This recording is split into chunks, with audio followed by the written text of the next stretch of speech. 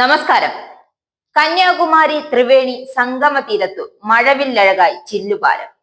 വിവേകാനന്ദ പാറയ്ക്കും തിരുവള്ളുവൂർ പ്രതിമയ്ക്കും മധ്യേ കടലിൽ നിർമ്മിച്ച കണ്ണാടിപ്പാലം തമിഴ്നാട് മുഖ്യമന്ത്രി എം.കെ. സ്റ്റാലിൻ ഉദ്ഘാടനം ചെയ്തു. ഉപമുഖ്യമന്ത്രി ഉദയനിധി സ്റ്റാലിൻ, കനിമൊഴി എം.പി, മുഖ്യമന്ത്രിയുടെ ഭാര്യ ദുർഗ സ്റ്റാലിൻ ഉൾപ്പെടെ പ്രമുഖരുടെ വൻനിര പങ്കാളിത്തത്തോടെയാണ് വർണ്ണാഭമായ ചടങ്ങിൽ പാലം സന്ദർശകർക്കായി തുറന്നുകൊടുത്തത്. തിരുവള്ളൂർ പ്രതിമ സ്ഥാപിച്ചതിന്റെ രജത ജൂബിലി ആഘോഷത്തിന്റെ ഭാഗമായാണ് ചില്ലുനടപ്പാലം നിർമ്മിച്ചത്. ഉദ്ഘാടനം നിർവഹിച്ച മുഖ്യമന്ത്രി പാലത്തിലൂടെ നടന്ന് ജനങ്ങളെ അഭിവാദ്യം ചെയ്തു.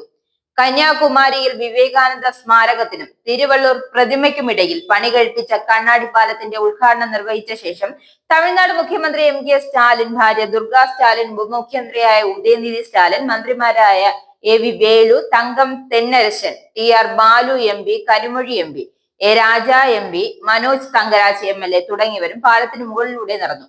ബോട്ട് ജെട്ടിക്ക് സമീപം ശില്പി സുദർശൻ പട്നായിക് മണ്ണുകൊണ്ട് നിർമ്മിച്ച പുതിയ തിരുവള്ളൂർ പ്രതിമയുടെ അനാച്ഛാദനവും മുഖ്യമന്ത്രി നിർവഹിച്ചു. തുടർന്ന് ചില്ലുപാലത്തിൽ ലേസർ ഷോ നടത്തി. കണ്ണാടിപ്പാലത്തിലേക്ക് പ്രവേശനം സൗജന്യമാണ്. ഇന്ത്യയിലെ ആദ്യത്തെ കടലിലൂടെയുള്ള ചില്ലുപാലം കന്യാകുമാരിയിൽ ഇതിലൂടെ തുറന്നിരിക്കുന്നത്. വിവേകാനന്ദ സ്മാരകത്തെ തിരുവള്ളൂർ പ്രതിമയ്ക്കുമായി ബന്ധിപ്പിക്കുന്ന പാലം തമിഴ്നാട് മുഖ്യമന്ത്രി എം.കെ. സ്റ്റാലിനാണ് ഉദ്ഘാടനം ചെയ്തത്. 77 മീറ്റർ നീളവും 10 മീറ്റർ വീതിയുമുള്ള പാലത്തിന് 37 കോടി രൂപയാണ് നിർമ്മാണ ചിലവായി ഉണ്ടായത്. അത്യാധുനിക സാങ്കേതിക വിദ്യ ഉപയോഗിച്ച് നിർമ്മിച്ച പാലത്തിന് ശക്തമായ കടൽക്കാറ്റ് ഉൾപ്പെടെ സമുദ്ര സാഹചര്യങ്ങളെ ചെറുക്കാൻ ശേഷിയുണ്ടെന്നാണ് തമിഴ്നാട് മന്ത്രി ഇ.വി. വേലു വ്യക്തമാക്കിയത്.